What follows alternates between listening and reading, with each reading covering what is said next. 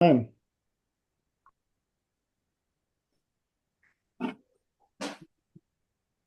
You're live in 5, 4, 3, 2. You're live, Al. Hey, everybody, welcome to the Social Security Influencers Show number 15.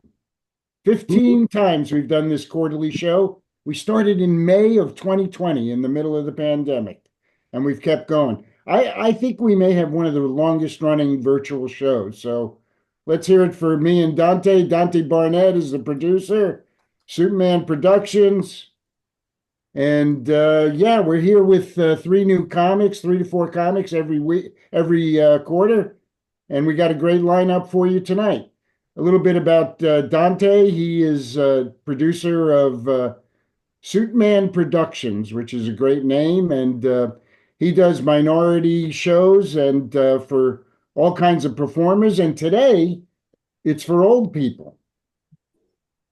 Yeah. Yay, old people. I'm excited. I thought you guys would be too. So sit back. We got a great show. We've got 3 comics. We'll start off with Bob Grundfest from Warren, New Jersey.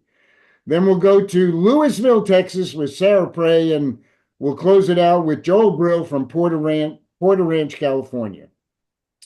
Yeah, we're old. I'm 74, damn it. My name is Al Coseglia. I'm your host. Sounds like Alka-Seltzer. Plop, plop, fizz, fizz. All right. Oh, what a relief it is. Thanks a lot. All right, here's the thing. At 74, I'm almost old enough to run for president. And what's up with these guys with their shoes? Have you seen this? Trump's golden high tops and Joe Biden's sneakers? No balance. And, Kamala wants to get in on it. So she came out with her own sneakers, Step Keds. Yeah, I love that. I don't think people know what Keds are, but it's funny. All right, Miss Harris's first name is a problem for people, right? But I think I can help. Visualize Boy George and Culture Club and think of this when you think about her name. Comma, comma, comma, comma, comma, chameleon. She comes and goes. And anyway, you're not going to have to worry about it much longer because in a few days, we're going to be calling her Madam President.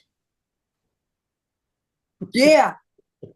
All right, let's make it political, huh? Hey, I visited my son last month in his condo. It was freezing cold. I mean, freezing cold.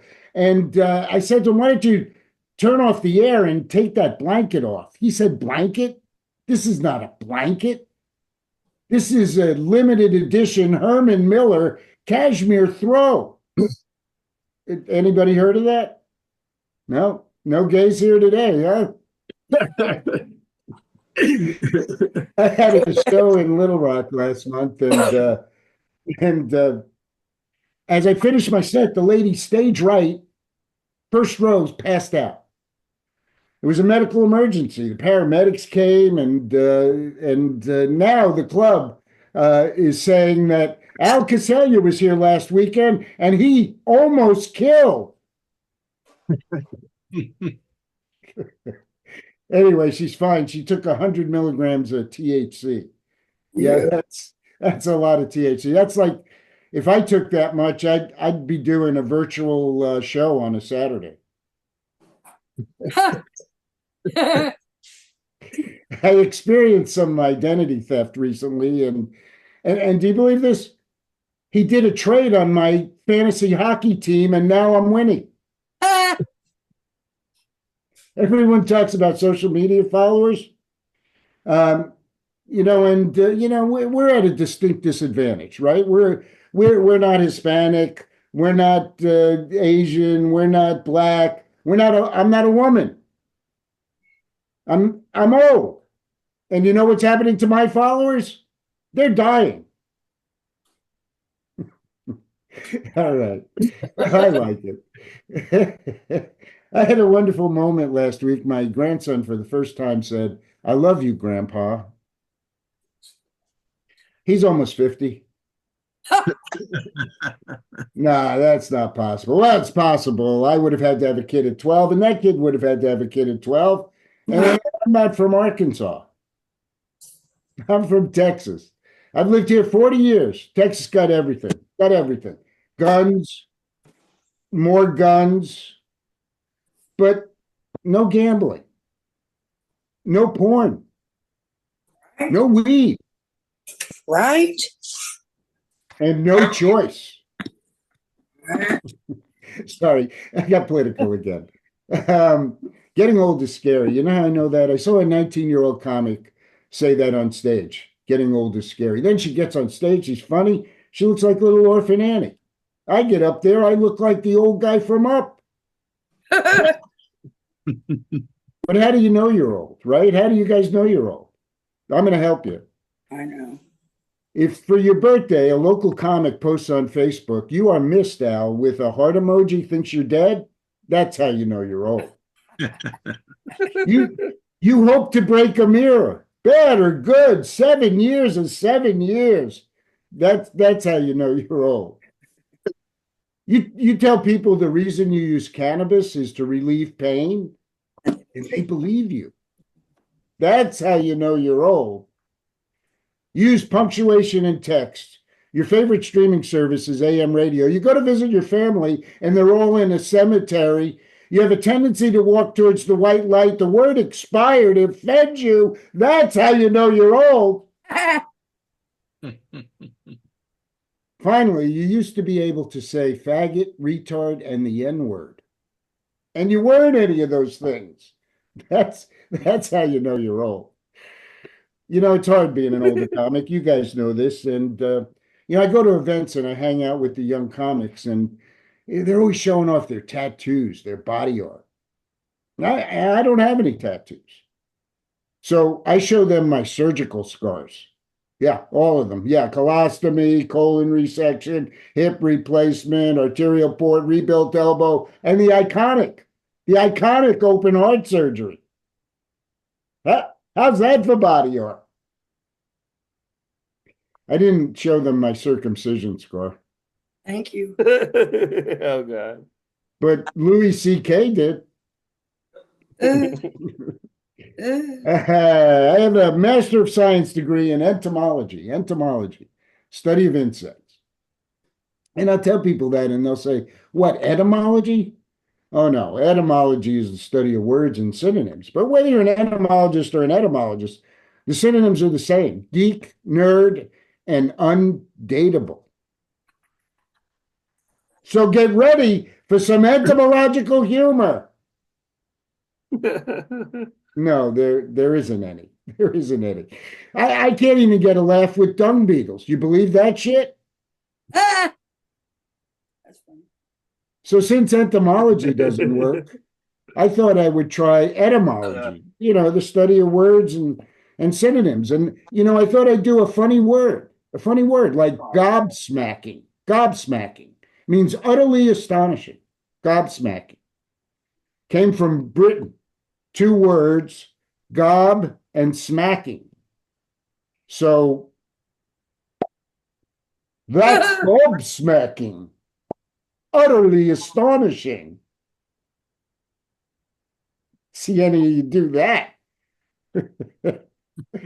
So what I have clearly established, obviously, is that whether you're an entomologist or an etymologist, the synonyms are the same: geek, nerd, and Undateable. funny and unfunny.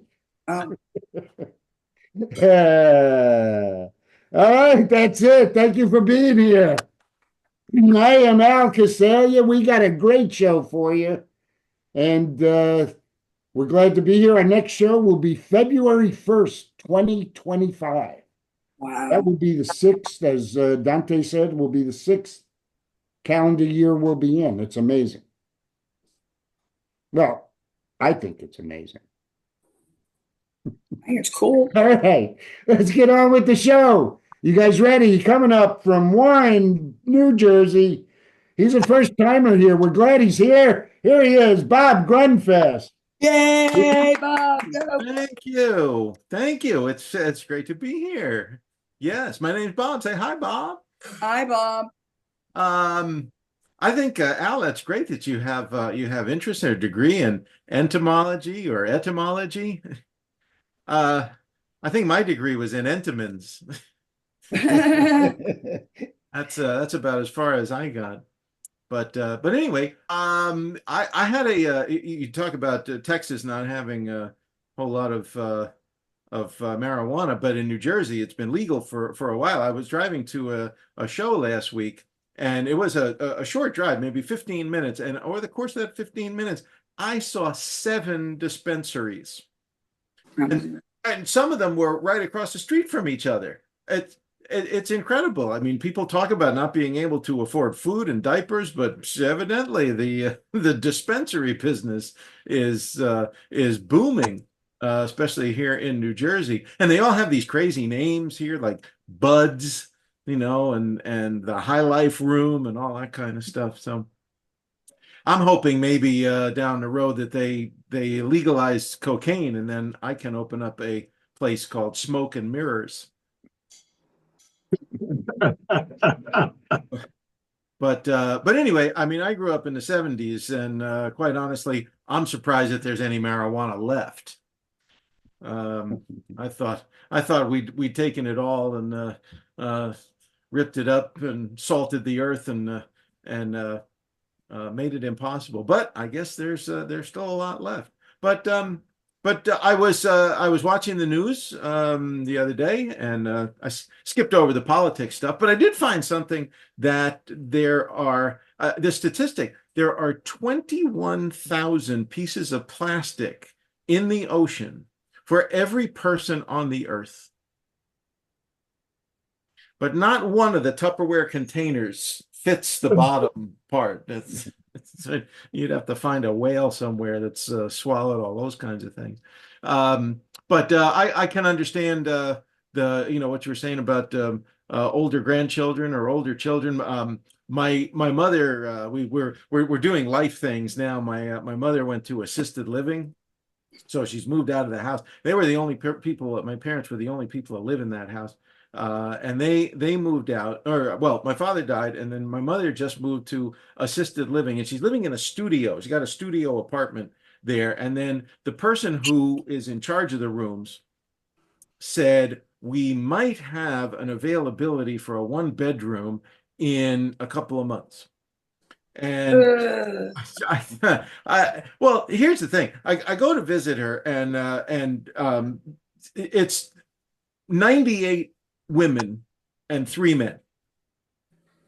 So I don't hold out a lot of hope that I'm going to see assisted living, but so I'm thinking, yeah, this woman say we might have an availability. Well, you know how these availabilities in here. So I'm thinking, what is this might in 2 months here, right? Are you serving some especially bony fish next week for dinner that maybe somebody gets that, but anyway, we're doing that. And I'm talking to my mother now. She's kind of reminiscing, that we're cleaning out the house. So she was reminding me about when I was about 5 or 6, and she was getting her degree in child psychology.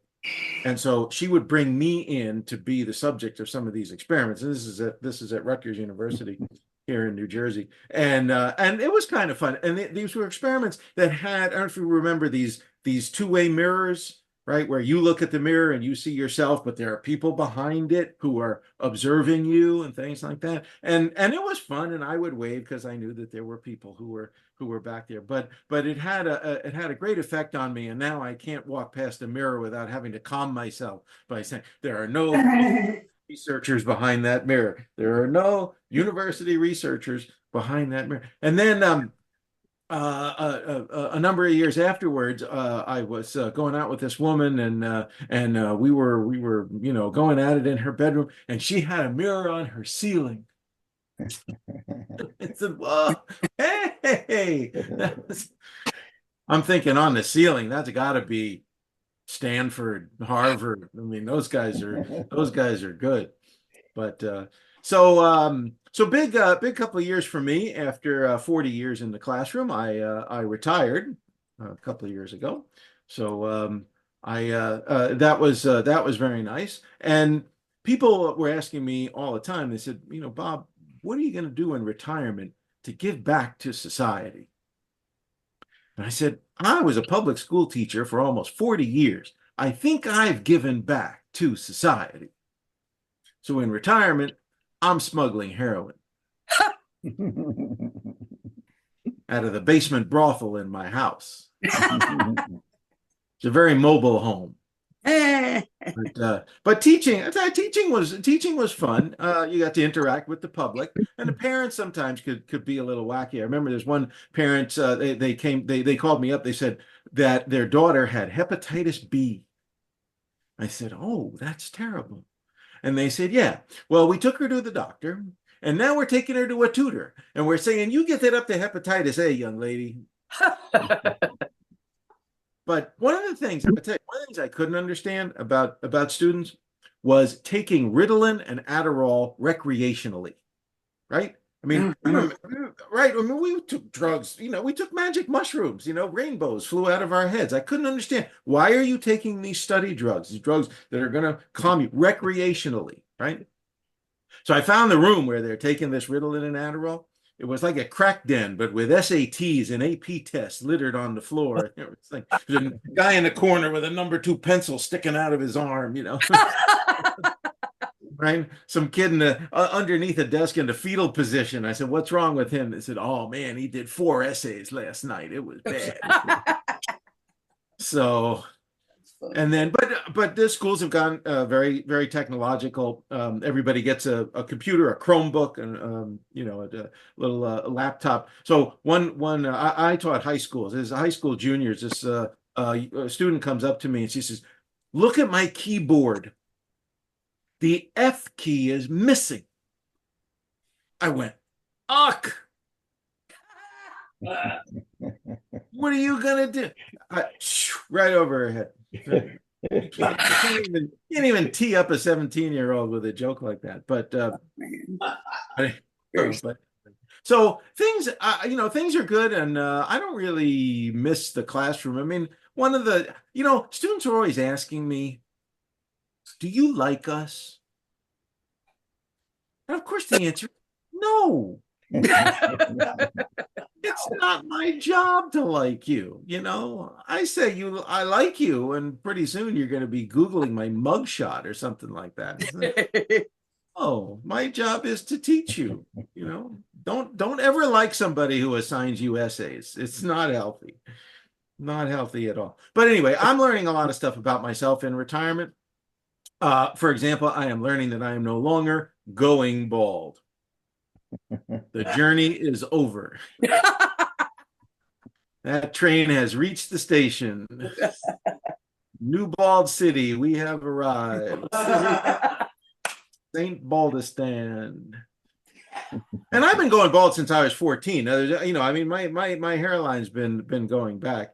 And it's fine with me. I mean, I know a lot of men have hair into their 30s and 40s and they start to lose it and they go through the trauma, but I never went through that. I remember going to a barber when I was in my 20s, and it obviously was a concern to him. He said, "I can give you the illusion of fullness."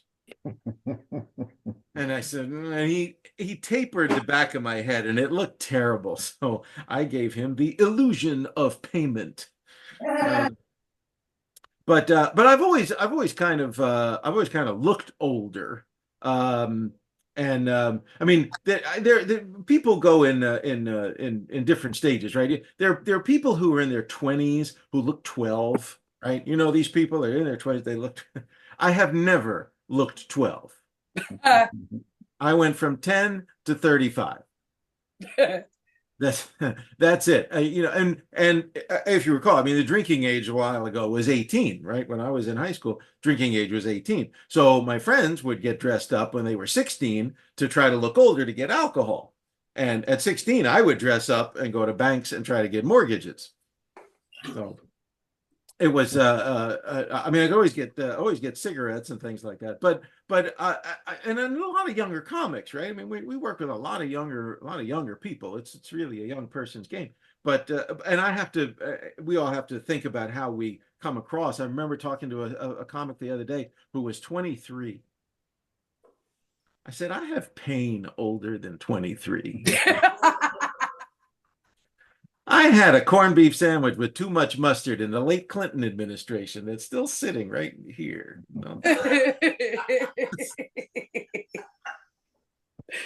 But that's okay. They here's one of the things where that pays off, right?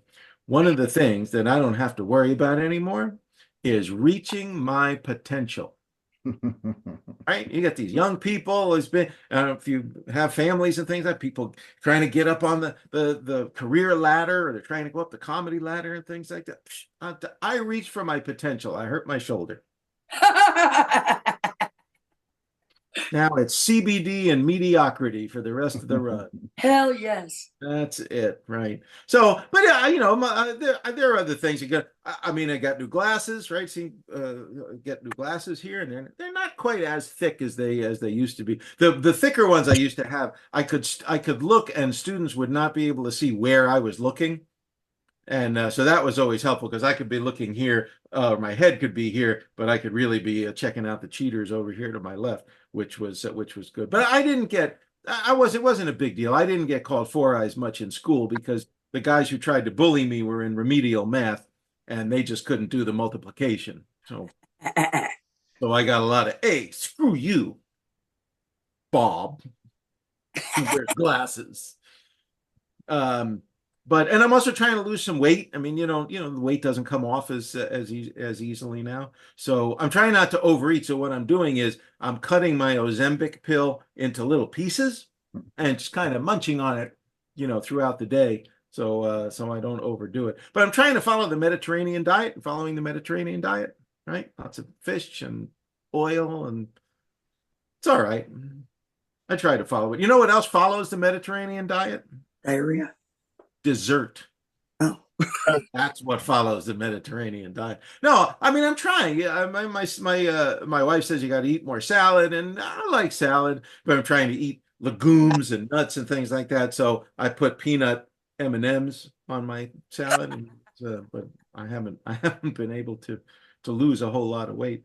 And I see my doctor more, like Al said, see my doctor more, but that's okay. I like my doctor. Last week we were in his office doing some Jello flu shots.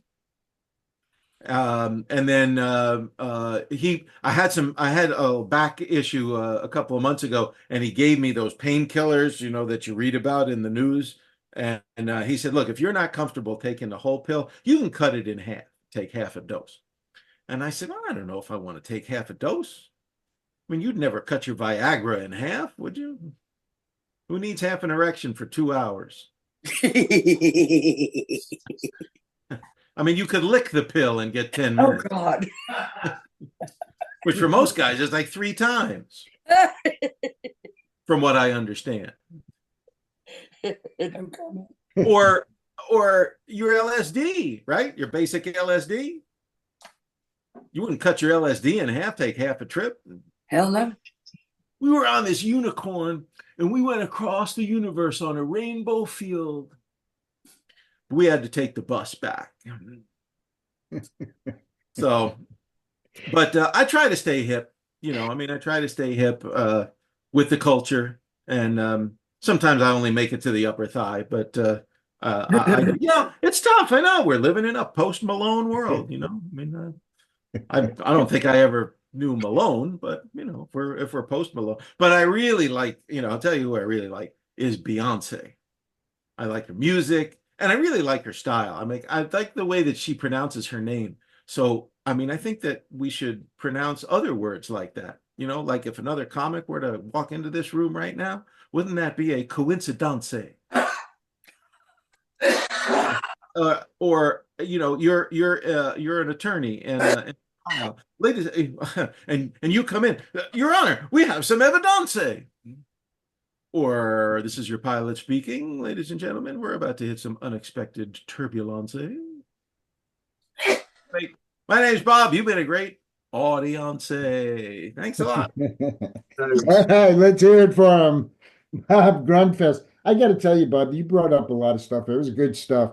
But Entenmann's is my favorite is the crumb cake. Entenmann's crumb cake. Yes, of course. Teacher for 40 years. That's incredible. Let's hear it for Bob just for that. You were a science teacher, I think, right? No? History teacher. History teacher. And yeah, I got to tell you about your the assisted living, and you talked about how you didn't think you'd make it because the odds were 98-3. I was thinking that's pretty good odds. All right, let's hear it for him. Bob Grundfest. Great to see you, Bob. Good stuff. Really love it. All right, we're coming to Texas. Here we go, the beautiful state of Texas. I know Sara. I coached her daughter in softball, I don't know, 15 years ago, maybe. At least. And her daughter was a catcher, and now she's pitching jokes. Here she is, Sara Prey. What's up, y'all? I'm getting ready for the holidays. Thanksgiving is coming up.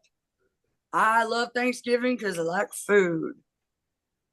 We usually go to my husband's family's house out in West Texas for Thanksgiving. He has a big family. I love the fact that he has a big family because it gives me more people to make fun of. Anyway, it's his family Thanksgiving is totally different from mine. I grew up about an hour southeast of Chicago, and I used to talk like this. And so we would have our Thanksgiving and we would talk about all the stuff we did. And it'd be like, yeah, 1932, that's when great grandpa Kenyon wrote the fight song for Illinois State University. Which, still brings tears to my eyes to this day. But contrast that to going to West Texas, to Granbury, and you're sitting with Greg's cousin, Aunt Sherry, who's licking the butter off a piece of pumpkin bread going, this pumpkin bread sure is good. A lot better than Frank's first wife used to cook. Of course, she couldn't cook because she was a slut.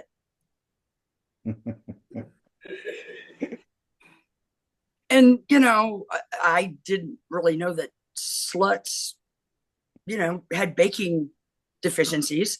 So I asked, and apparently you have to be very careful with the gravy to make sure there's no boob glitter.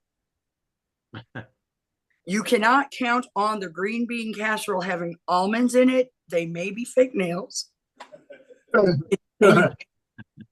Definitely do not want to borrow her turkey baster. But I love food. I do. I mean, my favorite Thanksgiving food is mashed potatoes and gravy. It is like a religious experience with me, as my husband as well. We have had many conversations about potatoes and how difficult it is to F up a tatty. Not impossible. You can leave one in a drawer. Remember back in the 80s when you would go to Steak and Ale and they'd have the baked potatoes in the drawer wrapped in tinfoil, and then pretty soon they were hard enough to build a house out of. That's effing up a tatty. But other than that, it's really difficult. And so our discussions we usually turn into Forrest Gump. Like we'll be like, I like tatties. There's mashed tatties and baked tatties and boiled tatties and French fried taters. And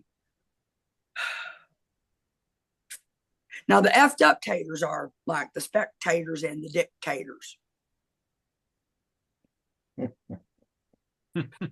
Another food that I enjoy at Thanksgiving, and actually all through the holidays, is eggnog, which gives me a very special shopping superpower.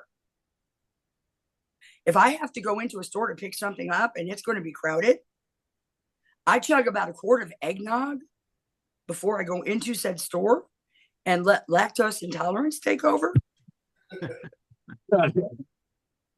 I mean, I am out of the store in like 5 minutes. It's a beautiful thing. My name is Sarah Prey. I have the face of Mom and the brain of Beavis. I just turned 63 in August, which makes me Social Security adjacent. It's, you know, kind of like that carrot that they dangle in front of you. Sure, Social Security's still here. It's going to be here. It's going to be. So I'm a little bit over halfway through life, and I figure it's about time that I become a little reflective. I should find out who I am before I forget who I am. And also I figure, you know, if it comes to the point where I think that someone has done me wrong, I need to exact some revenge. We can't really do that with a walker. So some mobility is required. Something else weird about getting older when you're a girly like me, the fluffy haired kind. No. The math gets difficult when you're trying to lie about your age. So my mom told me that what you do is when you turn 30, you start counting backwards. So about 30 years ago, I started counting backwards. And, you know, then I got to 0 and I got kind of confused. Like, so do I keep going backwards? Am I now negative 33? Or am I 3? And then the important questions are, how do you put that on a driver's license? And can I still drink?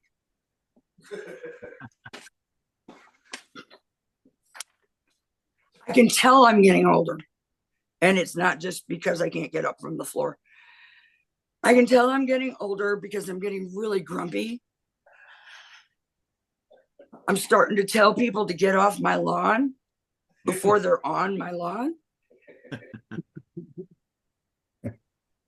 My husband and I are shopping together. And we have facial hair coming out of the same places.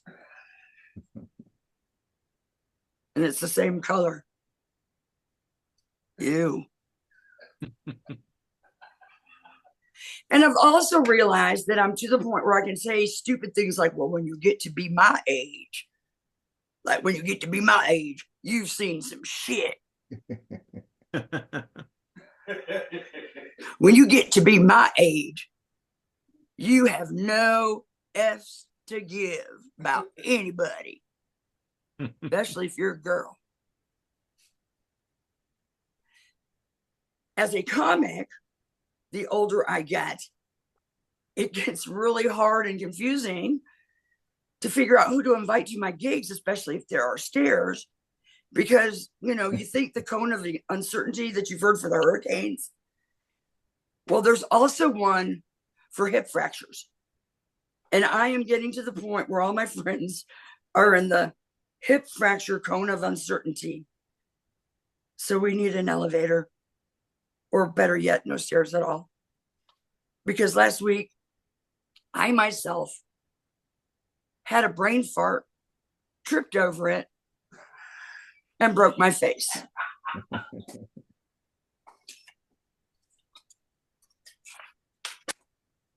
Been married for 36 years. 36 years. Oh my God. You might say, Sarah, what is the secret to a successful marriage? Well, one thing that I did before I married my sweet husband is I married a dick. Well, he was a Richard when we got married, but about 6 months into the marriage, I thought, nah, he's a dick.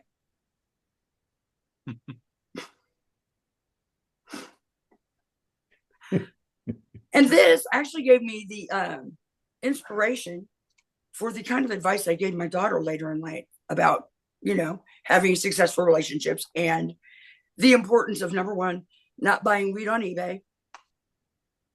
And second, you don't date guys with penis names. Like Dick. Or her first boyfriend was named Peter. And I mean, if she dated a Rod Johnson, what the hell would happen? I do not know.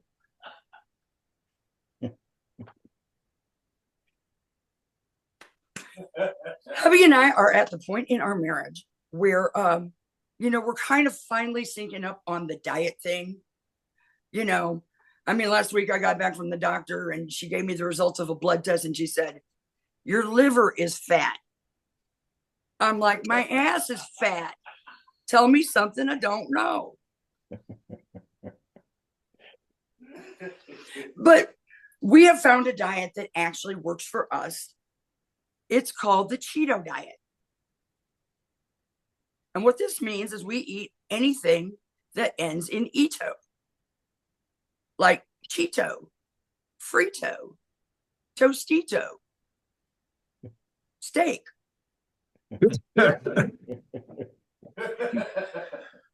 And we exercise. We take long walks and, now we have really long talks when we do it.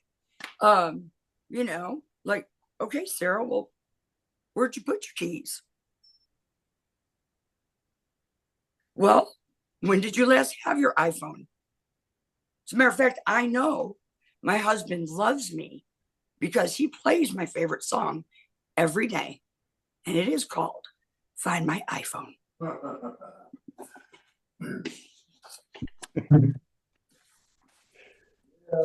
Yeah. I can't find a job because I don't want one. Is that bad? I go through the motions. I go on LinkedIn and like last week I applied for, CEO of Boeing. Because I know they've got a CEO now, but I figure, how long is that going to last, right? So anyway, I'm eminently qualified. I do know that doors are important on a plane. And in my case, I would be really cheap because the only parachute they would have to give me would be a real one. Another job application I did was for Tesla truck design. Because I know what a pickup truck looks like.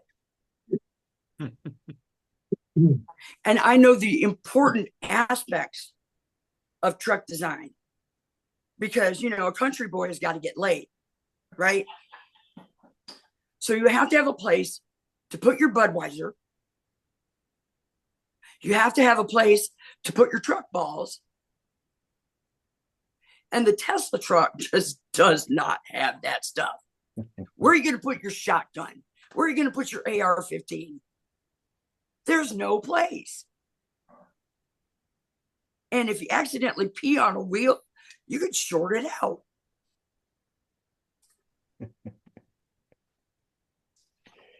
Yeah, man. And, Tesla trucks are not going to get you laid, son. Not going to show up in a country and western song. They're just not. And Elon Musk is a weirdo. His name sounds like a man's cologne. Like if you wanted to mark your turf, but you didn't want to actually urinate on it, Elon Musk.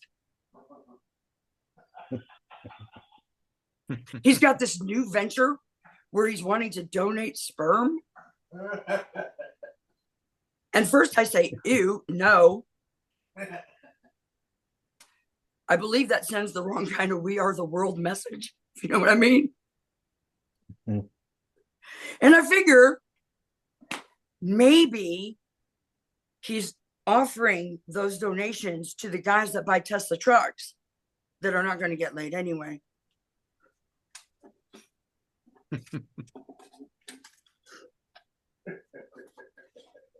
So yeah, my doctor tells me I have to lose weight. She wants to put me on Ozempic. But I'm a little worried because I hear about this thing called Ozempic face, which kind of looks like this. So I'm like, well, what happens if I do that? And she said, well, injectables.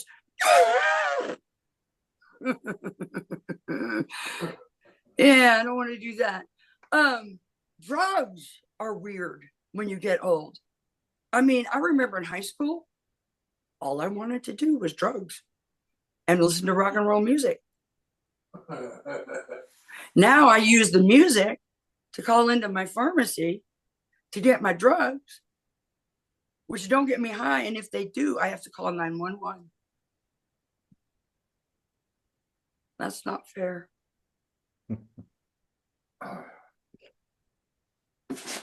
Anyway, my time is pretty much up, and I am Sarah Prey. Thank you so much for listening to me. Let's hear it And I'll see you for around. Sarah Prey. Yes. Wonderful stuff, Sarah. Love it.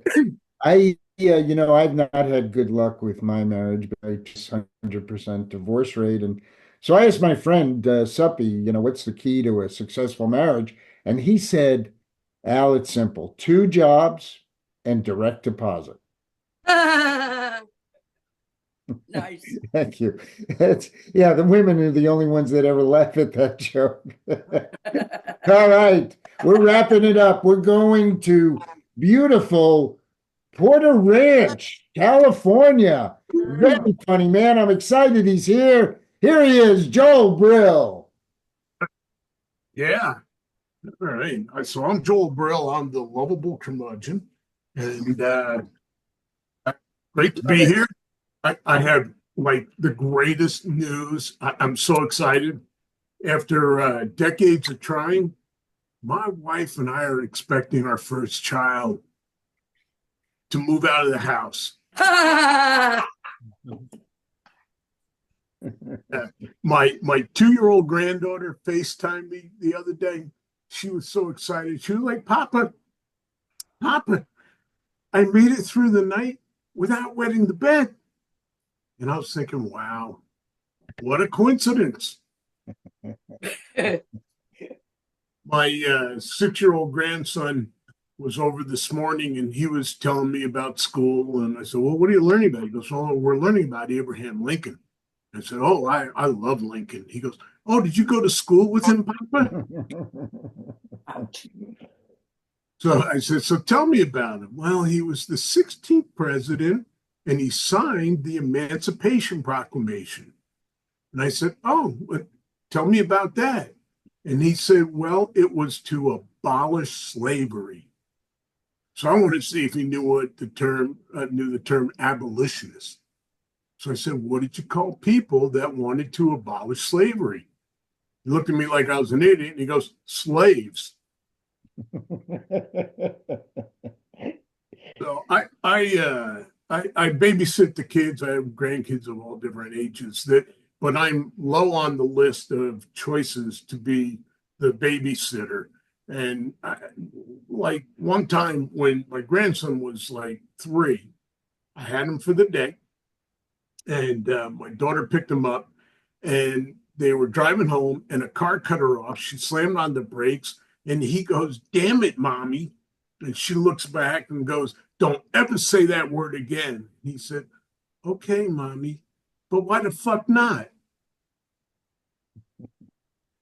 So I don't drink alcohol. I don't drink. I developed an aversion to alcohol at a very young age. I spent like 8 or 9 months just totally consumed in vodka. And then thank God my mother gave birth to me. My mom was tough on me growing up. And it's probably why I mostly dated black chicks in high school because, well, you know the old saying, once you go black, your mother won't talk to you. She called me up the other day, just all freaked out. Evidently, somebody hacked her Amazon account. She goes, "How's that possible?" I said, "Well, Mom, somebody knows your password." "That's not possible. I don't know my password." Yeah. Then she goes on. Every time I talk to her, she goes on to tell me about her newest boyfriend. Every time I talk to Mom, she's got a new man in her life. So, "Mom, where do you meet all these people?" She said, oh, there's a website for people my age. It's called carbondating.com. And for those of you who didn't get that joke, let me just tell you this. My son gets that joke, and he's an idiot. So I have kids. My brother has kids. Our sister couldn't have kids. She has this affliction that prevented her from having intercourse. The medical term for it is she's a bitch. She's just a mean, nasty, miserable bully witch. I mean, people go, she can't be that bad. Well, in high school, she was voted most likely to have a house fall on her. Her role model is Cruella de Vil. She's so bad that Jehovah's Witness won't knock on her door. And, well, we recently put her in hospice. There's nothing wrong with her, but we're hopeful. So I just got back from spending 3 weeks in Africa, African safari. And it was an incredible experience. The only negative of that whole trip is it's a 22-hour flight. 22 hours on a plane. My butt hasn't hurt that much since I was in prison. The animals, amazing. Just amazing, man. I was up close with lions and cheetahs and giraffes and everything. And I was surprised how cool the birds are. The birds, they're exotic, crazy colors. And the Swahili name the birds after the sound they make. Like this one bird, pretty big, but it's got this tiny little opening in its throat. So it's named for the sound it makes, which is awk-awk. It is the awk-awk bird. There's also the ono bird, which, well, you can hear it sound when it lays a square egg. Oh, no. Oh, shit. And being close to these animals, I mean, I'm telling you, I was 100 feet from a lion and her cubs. And it brought out really strong emotions that I haven't felt in a long time. I mean, we're in the jungle. We came across a family of gorillas, and we're standing back watching them. And this baby gorilla comes running over and touches my hand and runs off back to her mother. And I shed a tear, and it was emotional. I cried. I haven't cried on a trip like that since my honeymoon. So like Al said, my name's Joel. It's not a hard name, except for when I go to Starbucks. I'll order cappuccino and they go, "Can I have your name?" I say, "Joel." They go, "George?" "No." "Joel." "Joe?" "No." "Joel." That's Joe with an L at the end. "Oh, Joel." I'm like, just put Bob. 5 minutes later, they pull up my drink. They go, "Cappuccino for put Bob." A friend of mine asked me recently if I wanted to perform in his gay comedy club. I was like, "Yeah, sure." "Wait, what do you mean by perform?" I am not falling for that one. Not again. Not again. Only twice. Shame on me. Only a third time, I got to question my sexuality. And it's funny, you know, I was in the green room with the comics at the show, and they're goading me, you know, and they're like, "Oh yeah, we're getting married, same-sex marriage. Same-sex marriage is wonderful, don't you think so?" And I said, "I got to be honest with you, I don't think so. My wife and I've had the same sex for 48 years."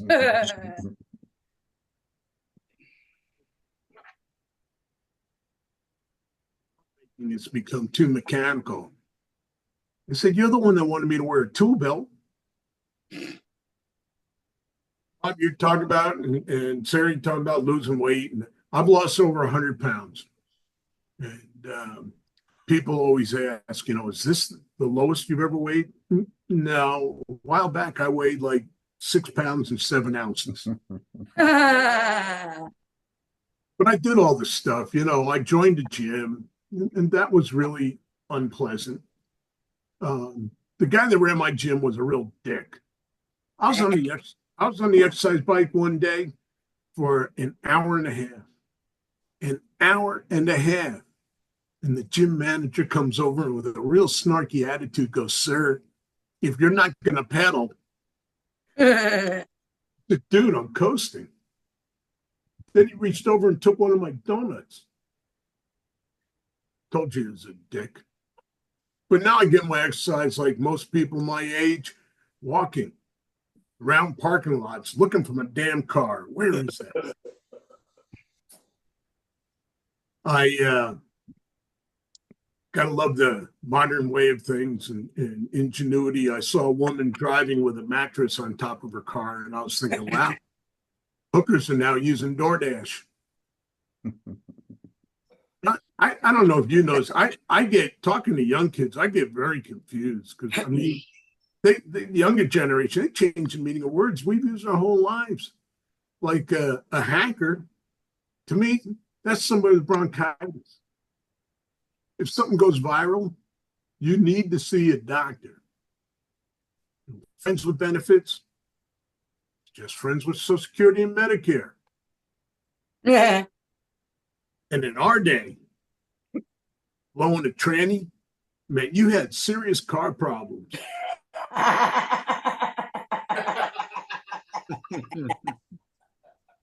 Look, it's tough. You guys sitting there watching this, yeah, aches and pains and stiffness. I'm stiff on every single part of my body. And my wife would be sitting in the back going, "Well, not every part." Full disclosure, it's bigger than this. Well, not a lot. I'm not a hypochondriac, but I'm a little worried that this stiffness is early onset rigor mortis. Now, I have a pacemaker, so when I fly, I can't go through the x-ray screening machines at the airport. I have to get patted down. And by patted down, I mean groped. On this last trip, this guy violated me. I got in his face and I said, "Dude, can you show my wife how you do that?" Our doctors are sitting there going, "You've got to lower your sodium intake." And take his advice with a grain of salt. I mean, have you ever tried to make a margarita with Mrs. Dash? Any dog lovers out there? Yeah, I love my dog. Love my dog. I love my dog more than my wife. Does. I love my dog more than my wife does. Years ago, when we got our dog, my teenage son wanted the dog to sleep with him. And my wife's like, "No, what about the smell?" I said, "She's a dog. She'll get used to it." And cat lovers, I love any cat lovers. I love cats. Yeah. After the show, we can get together and trade recipes. Now, I'd love to have a cat, but my wife's allergic to my happiness. My wife, who I lovingly refer to as my little dream killer, wanted me to see a therapist. She goes, "You're always acting angry." I said, "Who's acting?" So I'm seeing a therapist. She's frustrated with me. We're halfway through a session, and she's like, "Oh my God, this isn't working. Let's try something different. Let's play a fantasy game. If you could do it over, would you marry your wife again?" I said, "No."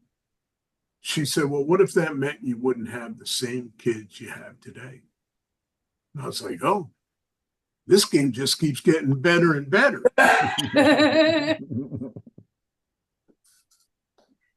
Bob, you're a history teacher. They say those that fail to learn history are doomed to repeat it. I repeated it 3 times. I always had to repeat myself. I had though in college, I had a 4.0. That was 1.0 per semester.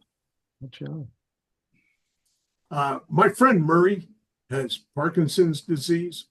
And before you all go, puckering your sphincters, and I'm going to talk about somebody with an incurable disease, you need to know Murray loves what I'm about to tell you because it's true. He's my best friend. He's doing really well, first of all, other than he's got the hand tremors. But he's doing well. We're very close. Since the Parkinson's, though, I don't like being certain times. I don't like being that close to Murray. Like when he's trying to open a beer or standing at a urinal. There's a beer. Dude, put those things away. Our little grandkids play soccer together. We were at a game one day. We were standing there. Murray's hands freaking the little kids out. And they go, dude, you got to do something about that. You're freaking little kids out. Can you do something about it? Murray put his hands in his pocket.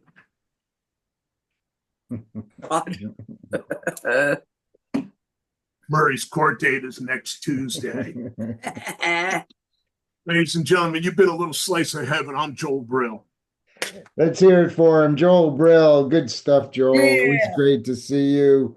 Good stuff. Loving the stories. All right. What a great show. I don't know what to say. It went by fast. It was a wonderful afternoon. That's our Social Security Influencers number 15 in the books. Thank you to Dante Barnett. We appreciate Superman Productions for what they do, not only for the older comics, but for all the other comics that he promotes in his shows online and live. Let's hear it for the comics by Grundfest, coming to us from Warren, New Jersey.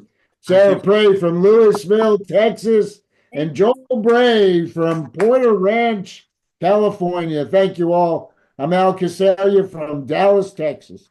We'll see you on February 1st, 2025. Thanks a lot, everybody.